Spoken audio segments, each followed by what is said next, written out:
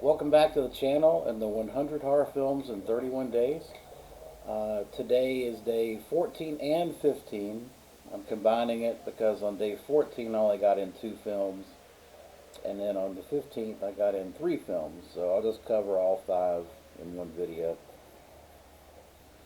First up is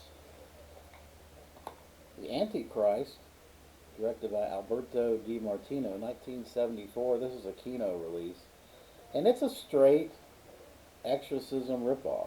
But it also kind of has Rosemary's Baby vibes. But it's 90% Exorcist ripoff. It's a straight copy of the storyline and everything. It's this nobleman has a paralyzed daughter who slowly, over the course of the 2-hour runtime, becomes more and more possessed, with the last, I don't know, 40 minutes being akin to the Exorcist exorcism scenes with Linda Blair and crew. Uh, it's definitely not as good as The Exorcist, but it's a fun Italian ripoff of a great film. It does its best, but it's certainly lacking in terms of overall. Uh, yeah, it's just not as good. It's just not as good. The lead, the acting was solid. Carla Gravana is the woman that becomes possessed. But I actually, as I think about this, really, I think the best kind of rip off of The Exorcist is the Beyond the Door. That one was really good. I saw that one in the theaters or in the drive-in in the '70s, and I can remember it to this day. I was like, I was less than 10 years old, and I just remember the possession scenes, and I hid in the back seat of the car. I was just freaking scared by that movie. Now I watch it, and it's kind of just hilarious. I mean, it's just entertaining as shit. But I was petrified of that movie when I saw it the first time. But not a bad. I give it a 6 out of 10. This has an audio commentary track with Lee Gamblin, so I'll definitely check that out. But it's a nice release. The print looked great, so I definitely recommend picking it up. I got it for like $10. All right, next up, I think I watched something from Shudder. Yes, I did. Trouble Every Day. This is a 2001 film. Wow, where do I start? So I was an hour into this film, and I had no clue about what this was about. None. And when it was over, I'm sitting there thinking, what did I just watch? It's like the best that I can describe this movie. It's an art house sexual obsession film with some cannibalism thrown in. Basically, there's these people that, for some unexplained reason, uh, are devouring people sexually, and it really is just a strange, artsy French film. Uh, I didn't like it. I'll just come right out and tell you I didn't like it. I gave it a 4 out of 10. I just, I, it, it's just one of those films. Just it wasn't anything that I liked, and I just wasn't into it. Claire Denis directed it, and she's a French auteur film director and writer. Uh, I don't know what to tell you other than I had to pass. Her film Beau Travail from 1999 is considered a modern masterpiece. I might have to check that out. Let me see.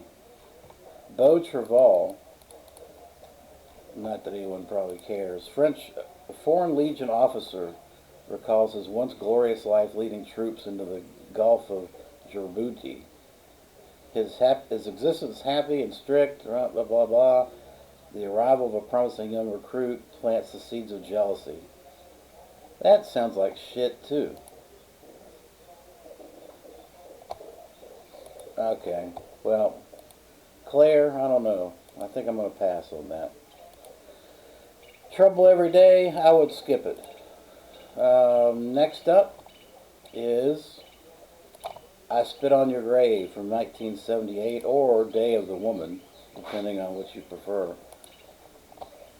Of course, this is a classic film. I mean, and I've seen it so many times. I really look at it as kind of a journey into the darkest side of the human condition, both male and female. It explores our animal instincts. Of course, it's a rape revenge story, which I'm a sucker for, particularly because this film in particular always elicits a very strong reaction from me. The rape scene in this is still extremely powerful, even today.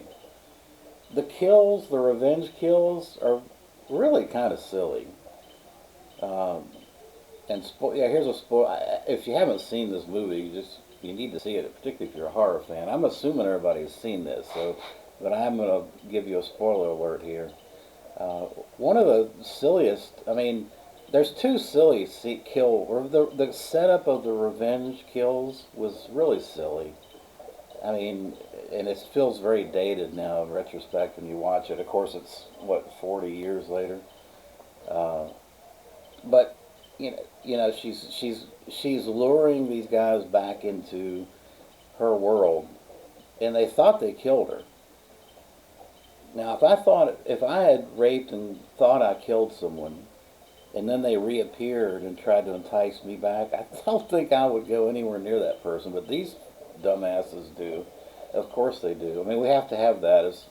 It's film illogic, but we have to have it to have the revenge, right? But one of the ways she does it is the kind of the slower guy that's part of this. She wraps a rope around his neck while they're having sex. Well, I don't know about you, but I think I would notice if someone's trying to put a rope around my neck. I just, even when I'm in the middle of the moment. And then, of course, the most ludicrous one is the boat scene where she's pushed these guys into the lake, and then they're begging one of them's begging for his life, and he swims up to the boat and grabs the damn motor. So his body is, of course, positioned right where the damn propeller blade is. I said, come on, man. Nobody would do that. Nobody, even if you knew the person and felt safe around that person, would you swim up and grab a motor like that? Anyway, it's still a good movie. I give it an 8 out of 10. All right, next up is 1955's The Tarantula with John Agar, Leo Carroll, who was the doctor in this.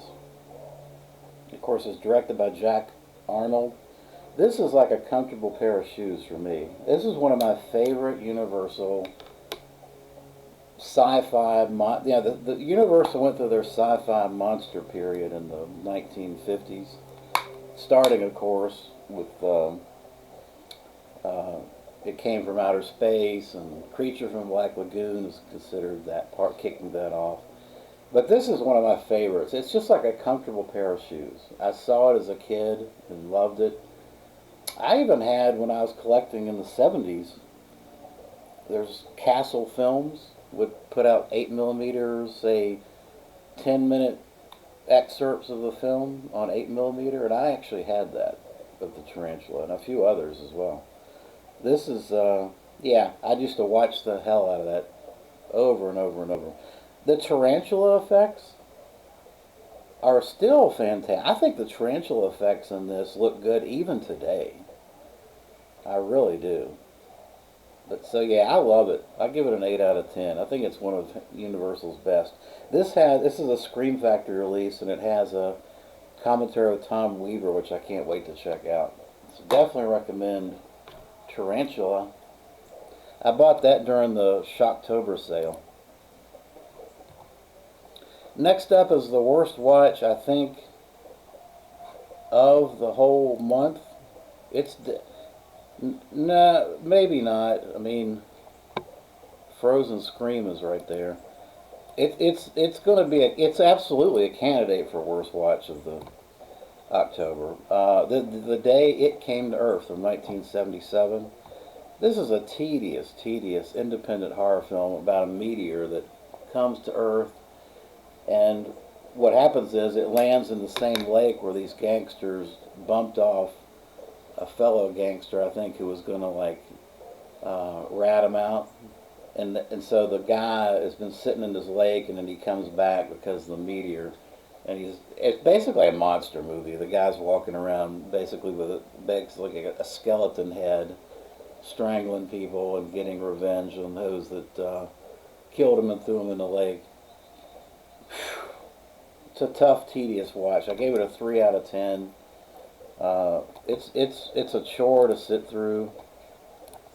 It was directed by the same guy that Harry Thomason, who did Encounter with the Unknown and Revenge of Bigfoot. And actually, he did The Hunting of the President, which I thought's a pretty good movie. But man, this one was brutal. Just a brutal watch. And guess what? That's it, guys. That wraps up my. Was that 5? One? Yeah, it's 5. That wraps up day 14 and 15, and I appreciate you watching.